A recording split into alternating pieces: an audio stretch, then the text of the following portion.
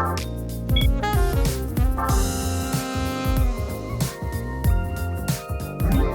there, it's Derek here from Pacific Coast Auto in Japan, and we're looking at a Toyota Crown Estate. This is the station wagon, rear-wheel drive, single-turbo, 280 horsepower, 1JZ engine awesomeness from Japan. This one was bought from auction here for export over to Canada, my home country.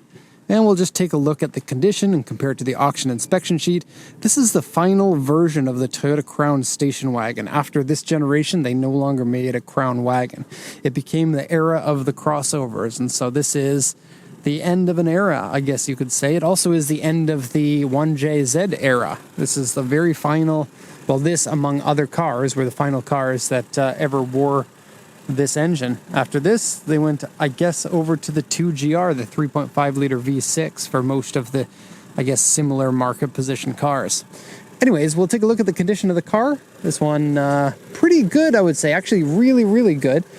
The owner had a little bit of maybe, I don't want to say OCD, but I don't know, a little bit of a strange owner in terms of attention to detail. As an example, every time he got work done on it, I think he, kind of a weird rattle that just came, typed everything out, printed it off, and put a sticker in the engine room, including like battery, timing belt, fan belts, the mileage, the oil when it was changed, transmission oil, the coolant, the air filter. I mean, great. But also in the interior, he was totally interested in accessorizing. Like, just have a look at the top here. 1, 2, 3 different things that are accessories. That's only about a third of the accessories in the car. Or maybe even less than that, maybe 20%. Anyways, the engine runs well. These are very, very reliable engines. The 1JZ is a fantastic engine. I think everyone knows about the 2J because it's the super engine. These ones here, I don't know. I might say the 1J is a better feeling engine. I have driven a lot of these, probably somewhere in the range of about 50 of them with this engine, and probably about 20 to 30 with the 2JZ. I'm kind of a 1JZ guy. They're both great though. Okay, oil and coolant, both okay. Also, aftermarket horns, like big ones. I didn't have the testicles to try them, especially in this neighborhood. So, don't know how loud it is, but I suspect it is very loud. Let's go ahead and turn the engine off, and you can get a sneak peek at some of the accessories. Oh, let me just show you what this looks like.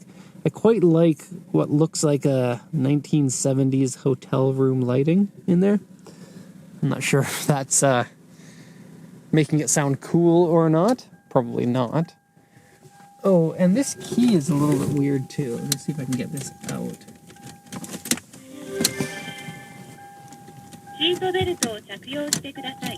There we go. Okay, the key was also repaired. Now, these keys are notorious for cracking and breaking, but this one he repaired himself, it looks like. Quite interesting. And I just pulled the key out without taking it all the way out. So it's still... Oh, man, I'm going to have to look into this. It's still in the accessory section. For now, I'll just leave it like that. So it looks like it has some issues with the lock cylinder. I just realized that now. Okay, so this here is the auction inspection sheet. Let's go over this. It's a year 2000 Crown Estate Athlete V Turbo 2.5 liter engine. It's an auction grade 4 interior B. I'd say that's about accurate. 124.7, 16 kilometers. Still has current registration on it, hence the plates, I believe, are still on it. Yes, they are. Okay, the car was registered in Osaka. It tells you which city that you register the cars in here in Japan. Hamamatsu, maybe? I don't know. Anyway, sales points. Purchase from user, original Navi discharge headlights, and original condition car. Kind of ironic there. It is not an original condition car. It doesn't have aftermarket exhaust or suspension or aero kits or any of that kind of stuff, but the interior has a bunch of stuff, including the monitor that's been screwed right into the dashboard, unfortunately. Okay, spare key and the Navi disc are available. I highlighted this because it's year 2000, 2003, 2008, 2010, 2011, 2012, 2014, 2015, 2016, 2018, 2020, 2022 history papers, and then 2011, November 18th at 67,840 kilometers. The timing belt has been changed according to the sticker in the engine room. And so good to see that it was changed at a much lower mileage than normal. And so probably the person who owned it was very meticulous with the maintenance. Okay, interior is slightly dirty. In my opinion, it's completely fine. Right front corner panel lower section dented. Right front corner panel lower section dented. Oh geez, you have to be underneath the car to see this area. Now, I'm looking at seams here.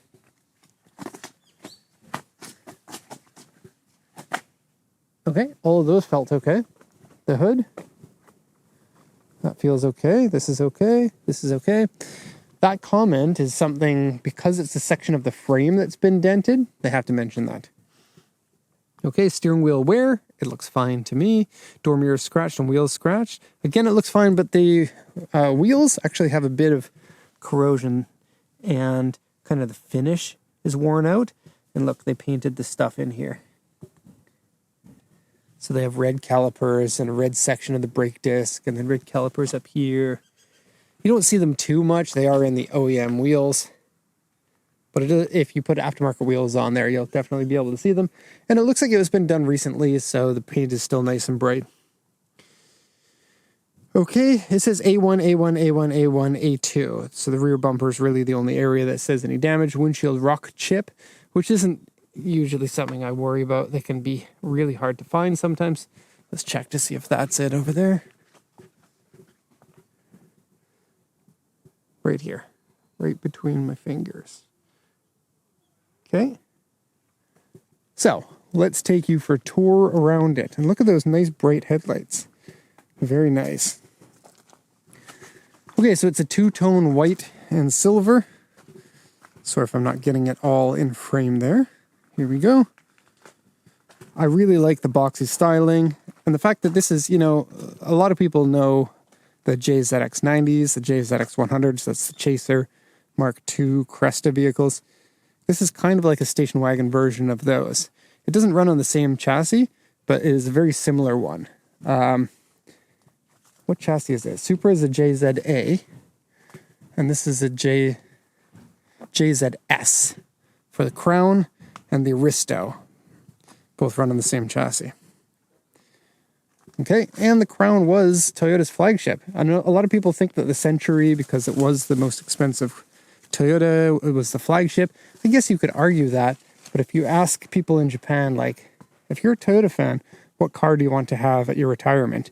Crown was, and maybe still is, kind of the most popular. And it is interesting to think the new Crown is going to be a world vehicle, whereas the Crowns of this generation were very meticulously made for the Japanese market. Okay, so let's have a look at some of the details. Our front bumper has some damage on it right here. This is a parking pole. It comes up and allows you to see from your seating position over there how far your corner is away, so it gives you better visibility of where your limits are. Now these have been touched up with touch-up paint, and here as well. Okay, side panels and the hood are all basically perfect, so I won't really mention anything. There is a scratch on the mirror here. There's a little bit of a tint that's missing right there. Okay, and then to the back bumper, they said A2, and that seems about reasonable. There's a scratch there, and they backed into a pole over here. Right here. Despite the rear sonar being on here. This part here was hand cut. It's a little bit strange. Okay, and they put on a turbo badge because they want everyone to know that they have a turbo Athlete V. The V is the turbo version, but they wanted it to be known even more. The whole badge was made by them too. This isn't a turbo badge. This is a TURBO that has been custom mounted on this piece and then painted by hand. Kind of interesting previous owner. Now, if this were my car, I would be very, very happy about the mechanical parts and the exterior. I wouldn't be very happy about the interior. So let's have a look. Oh, let's look at this too. For some reason, there's a piece of tape put onto this door visor, and they have accessorized it with this paste on. I don't think this piece is original. And it's on all of them. Okay, so we'll start off with this. They put a curtain in here. You might hear me complaining, probably too much. I don't like aftermarket parts on the interior of cars. I know some people do, hence why people buy this stuff. It's simply not for me. They mounted it on with like these Velcro things that have been glued on. Hopefully you can remove this and still salvage everything in there. And oddly, this doesn't seem to attach to anything up here, so you can't even use them anymore. Then this dork is sitting here. He's at a number of places inside the car. I don't really know what's going on with that. Onto this section of the interior. It has my favorite seat covers. These half-lace seat covers, especially in North America, really draw attention. They're very popular here with like kind of the older gentleman crowd. Some younger people like them too, but they are kind of a quirky, only in Japan type of thing. Okay, on to the interior. So, you get shift yourself buttons on the steering wheel, and as you can see, the steering wheel is in pretty good condition. This was only ever available as an automatic transmission. And this one here, the cover doesn't match the seats, as you can see. I don't think these are OEM. Usually they say Toyota on them. What does this say? Oh, maybe it is. Yeah, it is Toyota. Toyota original seat cover, it says. Works with your airbags. The corner airbags here, I guess. Or maybe the seat airbags, not sure. Okay. Coming in here, you have a touch screen. The touchscreen is clear and crisp and nice, but you have to use it to control your AC in here, and the AC does work. It also has dual AC, so you can set a different temperature for your left and your right. Okay. There's a 6-disc CD player here and a tape deck. Hasn't been smoked in. The ashtray is missing. You get cup holders here with little springy parts. And then this piece here opens to give you a nice sizable box or a mini tray on top. Okay, no place for your sunglasses there. I wonder where you're supposed to put your sunglasses. Or maybe Crown people are too cool. They don't wear sunglasses. Okay, so some of the details here. I don't know why, but there's a light here. It's not a button or anything. It's just a light. There's another light here, and for some reason it says ETC on it. There's like a sticker that says ETC, which is toll collection box, but the toll collection box is up here instead. I guess that's the sensor for the ETC with a light in it. Weird.